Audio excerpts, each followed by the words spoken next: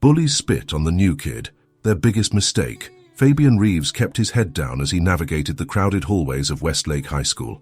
At 15, he was small for his age, 5'6" and barely 120 pounds, with a shock of unruly red hair and a face full of freckles that made him look more like 12 than 15. The backpack slung over his narrow shoulders seemed to weigh him down even more. It was his third week at Westlake, and already he had learned the patterns of survival. Keep to the walls, avoid eye contact, try to be invisible, being the new kid. Mid-semester was bad enough, but being the new kid who also looked like a walking target was worse. "Hey, Carrot Top!" The voice boomed down the hallway and Fabian felt his stomach clench. Brandon Tucker, 6 feet of pure muscle wrapped in a varsity jacket, was leaning against a locker with two of his friends, Derek Wilson and Travis Montgomery. The unholy trinity of Westlake High, as Fabian had come to think of them. Brandon was the undisputed alpha, quarterback of the football team, with a square jaw and cold blue eyes that seemed to take pleasure in finding weakness. Derek was his right-hand man, almost as tall but leaner, with a perpetual sneer. Travis, the smallest of the three but still a head taller than Fabian, had a mean streak that made up for what he lacked in size. Fabian quickened his pace, eyes fixed on the classroom door just 30 feet ahead. "Just keep walking, don't engage. I'm talking to you, new kid." Brandon stepped directly into Fabian's path, forcing him to stop or collide. "You deaf or something?" "I need to get to class," Fabian muttered, trying to sidestep. Derek slid over, blocking the maneuver. "Class can wait. We haven't properly welcomed you to Westlake yet." A small crowd was forming at a safe distance, other students sensing the familiar scent of trouble, but careful to stay out of the blast radius. Ms. Hartman, the English teacher, glanced their way from her classroom door, but then looked down at her phone, pretending not to notice the brewing confrontation. Fabian had already learned that teacher intervention was rare in these hallways. "Nice backpack," Travis said, grabbing the strap and yanking it off Fabian's shoulder. The contents spilled across the floor, textbooks, notebooks, and a small, worn journal that skidded several feet away. Fabian lunged for the journal, but Brandon was faster, snatching it up with a grin. "What's this, your diary?" He flipped it open. "Dear diary, nobody likes me because I'm a skinny little—" "Give it back." Fabian's voice was quiet but steady. His hands had curled into fists at his sides. Brandon's eyebrows shot up. "Oh, it speaks." He held the journal higher, out of reach. "What you gonna do about it, Carrot Top?" Fabian felt his face burning, matching his hair. But he uncurled his fists, took a deep breath, and remembered his father's words. Never start a fight, but more importantly, never reveal your strength until you absolutely have to. He had promised his father he would keep a low profile at the new school. Starting over meant exactly that, a clean slate, no reputation following them. "Please," Fabian said, swallowing his pride. "Just give it back." Brandon looked almost disappointed by the lack of resistance. "You're no fun." He tossed the journal at Fabian's feet. "Pick up your stuff, loser. And next time, say hello when I talk to you." The bell rang, and the crowd dispersed, leaving Fabian to gather his scattered belongings as other students rushed to class. He was late to biology, earning a sharp look from Mr. Perez, but no detention. Small mercies. As he slid into his seat at the back of the class, he caught sight of Olivia Chen, watching him from 2 rows over. She quickly looked away, but not before he caught the mixture of sympathy and curiosity in her eyes. She was one of the few students who had been anything close to friendly since his arrival, showing him to his classes on the first day. "Passy. Your lab report's forward," Mr. Perez announced, and Fabian focused on the lesson, pushing the hallway incident from his mind. 3 hours later, in the cafeteria, Fabian found a quiet corner table, unwrapping the sandwich he had packed that morning. The menu options, mystery meat or questionable pasta, had not tempted him to join the lunch line. "Mind if I sit?" Olivia asked, tray in hand, not waiting for an answer before sliding into the seat across from him. "Free country," Fabian shrugged, but secretly relieved for the company. "I saw what happened this morning," she said, picking at her pasta. "Brandon's a jerk to everyone, but he's especially hard on new kids." Fabian took a bite of his sandwich. "I've dealt with worse." "That's not the point," Olivia said, leaning forward. "Someone needs to stand up to him. Last year he made a freshman cry so hard the kid transferred schools." Fabian felt a flash of anger at that, but pushed it down. "Not my problem." Olivia studied him, her dark eyes narrowing slightly. "You're different than you let on, aren't you?" Before he could respond, a shadow fell across their table. Brandon, with Derek and Travis flanking him, set his tray down next to Olivia's. "Didn't know you were into charity cases, Chen," Brandon said, nodding toward Fabian. "Careful, hanging out with losers is contagious." Olivia rolled her eyes. Grow up, Brandon. Brandon ignored her, focusing on Fabian. What's with the lunch? Too good for cafeteria food? He reached across and grabbed half of Fabian's sandwich, taking a large bite before tossing it back onto the wrapper. Not bad. Your mommy make that for you? Fabian felt his pulse quicken, a familiar heat spreading up his neck. The mention of his mother, gone 3 years now, hit a nerve. Still, he remained silent, eyes fixed on the table. What's wrong, cat got your tongue? Brandon pressed, clearly irritated by Fabian's continued non-reaction. Or are you just stupid? Leave him alone, Olivia snapped. Stay out of it, Brandon warned her, then turned back to Fabian. I asked you a question, Red. Fabian looked up, meeting Brandon's gaze evenly. I heard you. I just don't care what you think. The cafeteria seemed to grow quieter as nearby tables tuned in to the exchange. Brandon's face darkened, and he leaned across the table. You should care, because I run this school and I can make your life hell. You're already doing a pretty good job of that, Fabian replied, his voice calm despite the anger simmering beneath the surface. Brandon stood up abruptly, his chair scraping loudly against the floor. You think you're funny? Let's see how funny you are when I'm done with you, a teacher called from across the room. Everything okay over there? Brandon forced a smile. Just welcoming the new kid, Mr. Hartley. He leaned down, whispering so only Fabian could hear. This isn't over. After school behind the gym, be there or I'll find you. As the trio walked away, Olivia let out a breath. That was either really brave or really stupid. Fabian shook his head. Neither, just tired of running. The rest of the day passed in a blur of classes and whispers. Word had spread about the confrontation in the cafeteria and about the supposed meeting behind the gym. By the time the final bell rang, Fabian felt eyes following him through the hallways. Olivia caught up with him at his locker. You're not actually going, are you? Fabian shrugged as he organized his books. What choice do I have? If I don't show up, it just gets worse. You could tell Principal Dawson, she suggested. Fabian laughed without humor. Right, because that always works. Then what's your plan? Let him beat you up? Fabian closed his locker, meeting her concerned gaze. Don't worry about me. Fine, she huffed, but at least let me come with you. He shook his head firmly. Absolutely not. This is my problem. The area behind the gym was secluded, screened from the parking lot by a row of tall hedges and from the sports fields by the building itself. A perfect spot for the kind of business that school administrators pretended didn't happen on their watch. Brandon was waiting, as promised, with Derek and Travis by his side. A small crowd had gathered, maybe 15 students forming a loose circle, hungry for drama. Didn't think you'd show, Brandon said, cracking his knuckles. Figured you'd run home to mommy. Fabian dropped his backpack against the wall. Let's just get this over with. Brandon laughed, looking around at his audience. Hear that? New kids. In a hurry to get his ass kicked. I'm in a hurry to get home, Fabian corrected. Some of us have responsibilities. Brandon's smile vanished. Your responsibility right now is learning your place. He stepped forward, towering over Fabian. Last chance to beg. Fabian looked up at him calmly. I don't beg. Stay calm. Assess. Control your reactions. Remember your training. His father's voice echoed in his head. 3 years of intensive Krav Maga training after his mother's death had been his anchor, his way of channeling grief into something productive. The discipline had saved him in more ways than one, but he had promised his father, no fighting, no showing his skills unless absolutely necessary. His father had been clear, we're starting fresh, no reputations, no baggage. After what had happened at his last school, Fabian had agreed. He would be normal, unassuming, invisible. Brandon shoved him hard, sending Fabian stumbling back a few steps. Fight back, coward. Fabian regained his balance, saying nothing, hands still at his sides. Brandon's next push was harder, and Fabian had to catch himself against the wall. What's wrong with you? Too scared? The crowd was growing restless, murmuring in confusion. This wasn't the show they had come for. Fight! Fight! Fight! Someone began chanting, and others picked it up. This isn't a fight, Travis laughed. It's a funeral. Brandon grabbed Fabian by the collar, pulling him close.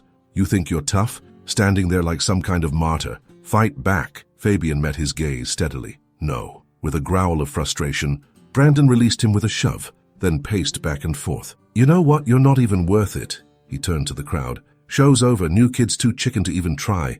The spectators groaned in disappointment, but Brandon wasn't finished. He turned back to Fabian with a cruel smile. But I can't let you off that easy. You need to learn your lesson. Without warning, he hawked and spat directly into Fabian's face. The crowd gasped. Even Derek and Travis looked surprised at the escalation. Time seemed to slow down for Fabian as he felt the warm spittle slide down his cheek. The humiliation burned worse than any physical blow could have. In that moment, something inside him, the careful restraint he had maintained for weeks, snapped. In a real fight, hesitation gets you hurt. Another of his father's lessons, from countless hours training in their garage and at the Krav Maga center downtown. Brandon was already turning away, laughing, when Fabian moved. It wasn't a conscious decision. His body simply responded, years of training taking over. His first strike was a palm heel to Brandon's solar plexus, delivered with such precision and force that Brandon doubled over instantly, all air leaving his lungs in a pained wheeze. Before anyone could react, Fabian followed with a sweeping kick that took Brandon's legs out from under him. The quarterback crashed to the ground with a heavy thud.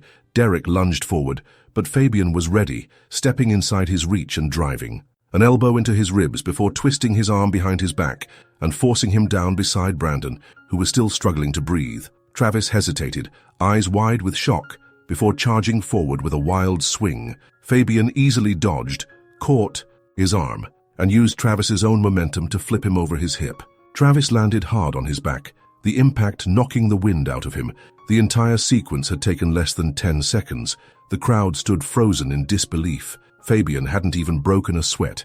Brandon was the first to recover, pushing himself to his knees, face red with rage and humiliation. "You're dead, you little—" Fabian cut him off with a kick that stopped just short of Brandon's face. A demonstration of perfect control. "Stay down," he said quietly. "It's over." Brandon, for once, seemed at a loss for words. He glared up at Fabian, hatred burning in his eyes, but made no move to get up. Derek and Travis were already scrambling to their feet, but keeping their distance, watching Fabian with new respect and fear. A slow clap started from the edge of the circle. Olivia stepped forward, a satisfied smile on her face. "Looks like you picked the wrong kid to mess with." Whispers rippled through the crowd as phones were pulled out, capturing the aftermath of what would surely become Westlake legend by morning. Fabian wiped the spit from his face with his sleeve, then retrieved his backpack. The adrenaline was already fading, leaving him feeling hollow. He had broken his promise, 3 weeks into their fresh start, and he had revealed exactly what he had sworn to keep hidden. "You some kind of ninja or something?" a freshman boy asked. In awe as Fabian passed. Fabian didn't answer, pushing through the crowd, which parted easily for him now. Olivia fell into step beside him. "That was incredible," she said. "Where did you learn to fight like that?" "My dad," Fabian replied curtly. "He's going to kill me." "For defending yourself?" Olivia scoffed. "That's ridiculous." Fabian shook his head. "You don't understand. We moved here to get away from my reputation at my old school." He laughed humorlessly. "So much for that." "What happened at your old school?" Olivia asked. Fabian was quiet for a long moment as they walked toward the parking lot. "I put a kid in the hospital." Olivia stopped walking. "What?" "He and his friends jumped me in the locker room after I made the wrestling team. He had a knife." Fabian's voice was flat, reciting facts rather than reliving trauma. "I defended myself, broke his arm in 3 places, fractured his jaw. His parents pressed charges, but the school security cameras showed the whole thing. Self-defense case. Dismissed. But everyone looked at me differently after that." Olivia studied him. "And your dad was upset?" "No," Fabian said. "He was proud of me for defending myself, but he was tired of the whispers, the parents who wouldn't let their kids come to our house, the teachers who watched me like I was a bomb about to go off, so we moved. Fresh start." He ran a hand through his hair. "I lasted 3 weeks. You didn't do anything wrong," Olivia insisted. "Brandon spit in your face. That's assault." "I know," Fabian sighed. "But I could have walked away, called a teacher, something." "And let him keep terrorizing other kids?" Olivia asked. "You did what no one else had the courage to do." They reached the edge of the parking lot, where Fabian saw his father's blue pickup truck waiting. Gabriel Reeves, a bear of a man with the same red hair as his son, though cut military short, was leaning against the hood, checking his watch. "That's my dad," Fabian said. "I should go." Olivia nodded, then impulsively pulled out her phone. "Give me your number, in case, you want to talk later." Fabian hesitated, then recited his number, watching as she saved it in her contacts. "See you tomorrow," she said with a small smile.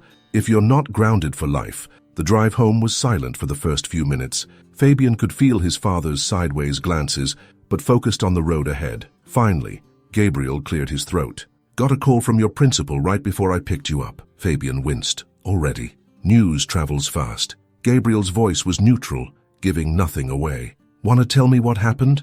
Fabian told him everything, from the hallway confrontation that morning to the cafeteria incident, to the final showdown behind the gym. He didn't sugarcoat it, didn't make excuses. When he finished, they were pulling into the driveway of their modest rental house.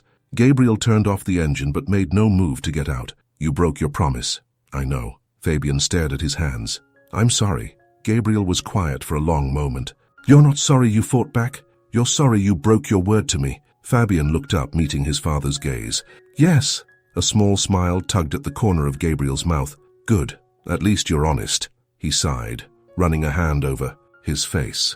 "Look, I'm not happy about this. We agreed to keep a low profile, but—" He shook his head. "I can't be angry at you for standing up for yourself, especially after that disgusting display of disrespect." Fabian blinked in surprise.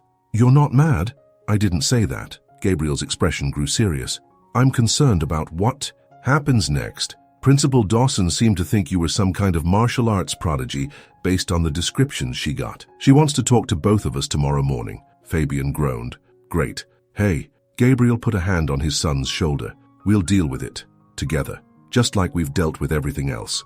The next morning they arrived at school 30 minutes before the first bell. Principal Dawson, a stern-faced woman with salt and pepper hair cut in a severe bob, was waiting in her office with Brandon and his parents. Brandon looked even worse than Fabian had expected. His right eye was swollen and ringed with purple, and he winced as he shifted in his chair, evidence of bruised ribs.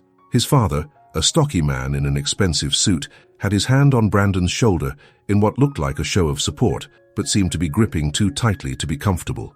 "Mr. Reeves, Fabian, please sit down," Principal Dawson said, gesturing to the remaining chairs. "We were just discussing yesterday's incident." "Incident?" Brandon's father scoffed. "My son was assaulted by this thug you've allowed into your school." Gabriel tensed beside Fabian but stayed silent, his face carefully neutral. Principal Dawson held up a hand. "Mr. Tucker, we've already established that Brandon initiated the physical confrontation." "That's not what my son told me," Mrs. Tucker interjected. She was a thin woman with the same cold blue eyes as Brandon, her blonde hair pulled back in a tight ponytail. "Perhaps not," Principal Dawson replied, "but we have video evidence that contradicts his version of events." Fabian straightened in his chair. "Video?" "Yes." Principal Dawson turned her computer monitor so they could all see it. "Our security cameras have blind spots, but a student recorded most of the interaction on their phone. It's already circulating widely on social media." She pressed play. The video showed Brandon shoving Fabian against the wall, then the horrifying moment when he spat in Fabian's face.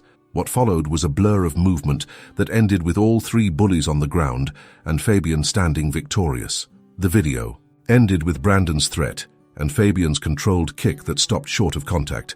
The office was silent when the video ended. "As you can see," Principal Dawson said, turning back to the assembled parents, while Fabian's response was excessive, he was clearly provoked. "Excessive?" Gabriel's voice was quiet but firm. "My son defended himself against three larger boys who had been harassing him all day, one of whom spat in his face, which, I'll remind you, is assault." Brandon's father's face reddened. "He could have seriously injured my son, but he didn't," Gabriel pointed out. "That kick at the end, he showed restraint, control. He could have hurt your son much worse, but he chose not to." Principal Dawson cleared her throat. "Be that as it may, our zero-tolerance policy on fighting is clear. Both boys will face suspension." "What?" Brandon's mother protested. "Brandon is the victim here." "The video clearly shows otherwise, Mrs. Tucker," Principal Dawson said firmly.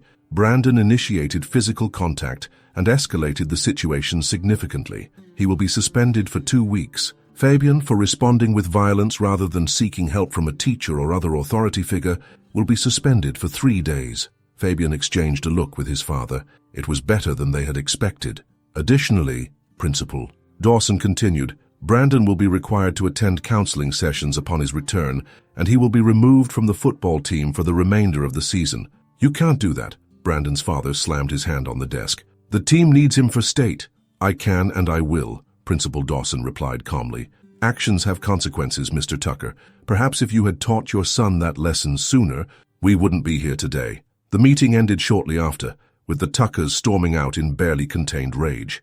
As Fabian and his father left the office, Gabriel put an arm around his son's shoulders. "You okay?" he asked quietly. Fabian nodded. "Yeah, 3 days isn't so bad." Gabriel smiled. "Could have been worse. Want to grab breakfast before I take you home?" Might as well make the most of your first day of suspension. Fabian returned to school the following Monday, bracing himself for the inevitable stares and whispers. What he hadn't expected was the complete reversal of his social standing. As he walked through the main entrance, a group of freshmen nudged each other, pointing in his direction with expressions of awe. In the hallway, upperclassmen he had never spoken to nodded at him with newfound respect. Even teachers seemed to look at him differently, some with wariness, others with what almost seemed like approval. Olivia was waiting by his locker, a bright smile lighting up her face. "Welcome back, legend." Fabian winced. "Please don't call me that." "Too late," she laughed. "The video hit 1 million views yesterday. You're famous." "Great," Fabian groaned, opening his locker. "Just what I was trying to avoid." "Well, look on the bright side," Olivia said.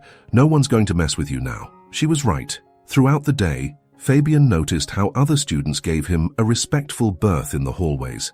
At lunch, he found himself invited to sit with a group of juniors who peppered him with questions about his training. Even Derek and Travis, who had returned to school before Brandon, went out of their way to avoid him, eyes downcast when they passed in the hallway. It wasn't until the end of the day that he saw Brandon again. The quarterback was standing by the drinking fountain, his face still showing the fading bruises from their encounter. When he spotted Fabian, his expression hardened, but he made no move to approach. Fabian hesitated, then walked over. Brandon stiffened, eyes darting around as if looking for witnesses or backup. "What do you want?" Brandon asked, his voice lacking its usual swagger. "To talk," Fabian said simply. "Just talk." Brandon's eyes narrowed suspiciously. "About what?" "About moving forward," Fabian replied. "I'm not interested in being enemies." Brandon laughed bitterly. "Right. You humiliated me in front of the whole school, got me kicked off the team, and now you want to be friends?" "I didn't say that," Fabian corrected. "I said, I don't want to be enemies. There's a difference." Brandon studied him for a long moment. "Why do you even care?" Fabian considered the question. "Because I've been where you are. I know what it's like to feel like you have something to prove." He paused. "And because I'm tired of looking over my shoulder, wondering when the next fight is coming." Brandon's expression shifted, surprise briefly replacing hostility. "You're serious, aren't you?" "Dead serious," Fabian confirmed. "I didn't move here looking for trouble. I just want to get through high school without any more drama." Brandon was quiet for a moment, then shook his head. "I don't get you, Reeves." "You don't have to," Fabian said. "Just know that I'm not your enemy unless you make me one." He turned to leave, but Brandon's voice stopped him. "Hey." When Fabian looked back, Brandon's face was unreadable. "For what it's worth, that thing with the spit, that was too far.